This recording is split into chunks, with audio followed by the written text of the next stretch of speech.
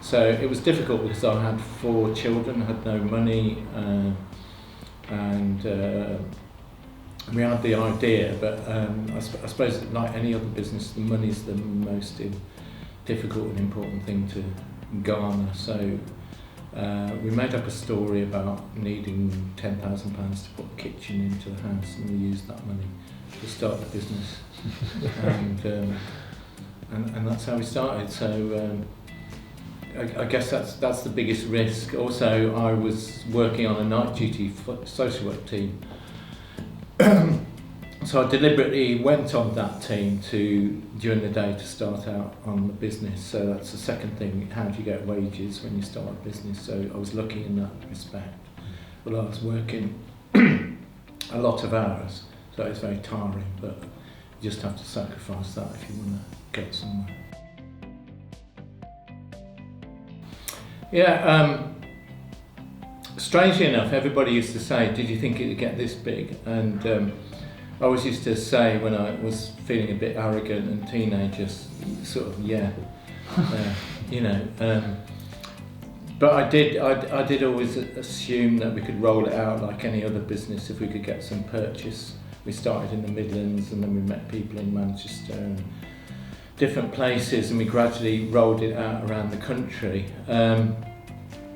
I think it was harder than I thought it was going to be honest. And I think that's why a lot of people just kept it niche. So we were making money, but we were having to invest, and so we were getting bigger and bigger overdrafts, and we were getting more and more bank people telling us off, and you know, then they bring people like PwC in and they charge you like another 30 grand to tell you that you probably aren't going back, or you might go bankrupt, you know, when you already knew that. And we used to pretend that we weren't going bankrupt. So one time we got a marquee and had a big party, and we said, of course we're not going bankrupt, we wouldn't be doing this if we were. But we were kind of struggling, and we used to got bigger and bigger loans, but eventually, because it was cash generative, it turned around, and there was a couple of things that we had to address to do that. So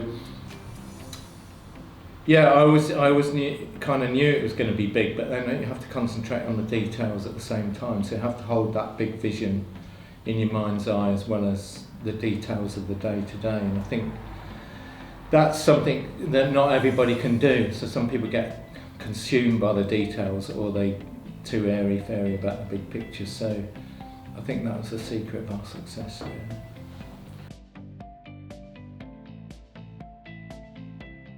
Yeah, I don't think we have an overarching plan. Obviously, with the foundation, we want to change childcare worldwide. So that's a big ambition. But we're starting to do that. So we're starting to, you know, we're reaching out into every continent. We started working in India, and we started working in South America. We're already in Southeast Asia. So there's no doubt that we can achieve a modicum of change. And partnering with other agencies, I'm sure we can do even more, and also getting funding in to do that. So we want to get children out of orphanages, either home or back into foster homes. But that's the big picture. But some of the other companies can help us get there, either by what they do or by contributing money to the bigger picture. And we want everybody to get on board with that idea and raise bits of money that we can use. So with each company, I think they'll have their own destination. So some companies will develop, and then we'll either sell, or we'll need more investment for, especially some of the tech companies like the app. We're starting to get some commercial interest in the app now. Eventually it'll probably need more investment from outside.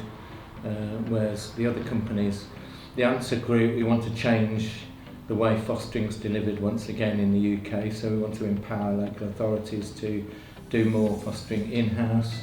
It's called radical insourcing. We want to give them the tools to be able to predict and monitor what they're doing better, and some of the practice through Carter Brown and some of the other companies to improve their practice. So, and also we need to enable local authorities to form consortiums that are meaningful so that they can drive some of the independent agencies out of the marketplace. So that's our ambition there. Other companies just want to grow. Some will have 3 to 5 year timelines where we might want to sell them.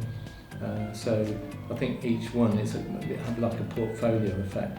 Some will make more money than others. Some will be sold quicker than others, and it's just how long can we keep going before I snuff it? But I think I've probably got a good 10 years left yet, and most of the companies have got 3 to 5 year plans.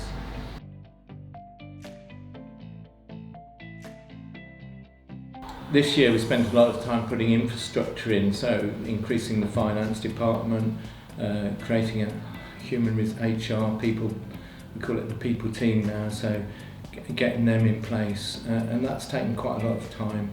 Next year, we want to put rocket fuel under the companies so they really start flying. Companies like Tribera have now got some good customers, and they're getting a foothold in the marketplace, and people will be coming to them. Good staff are coming to them, so we want to grow them quickly.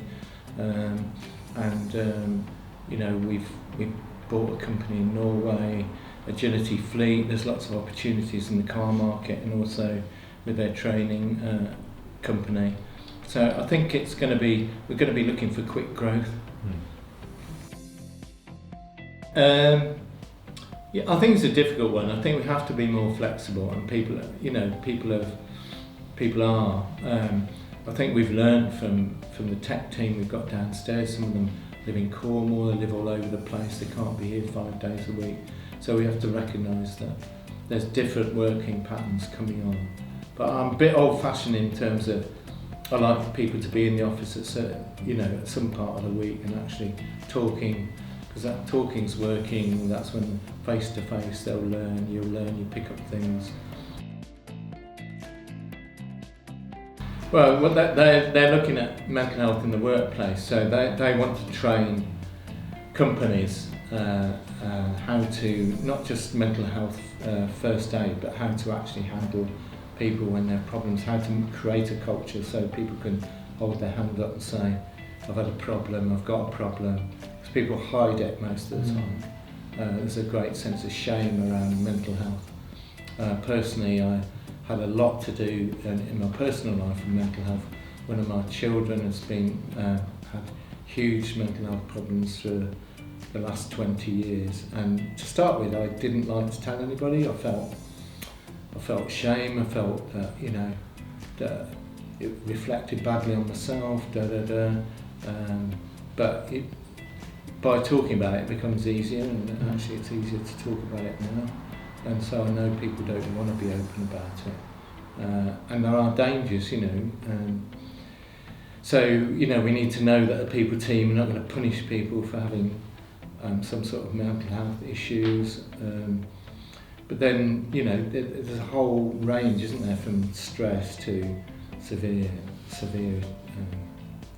things that people have. So it's a big range of things, but I think the culture's changing, society's changing, and people can be more outward facing with it.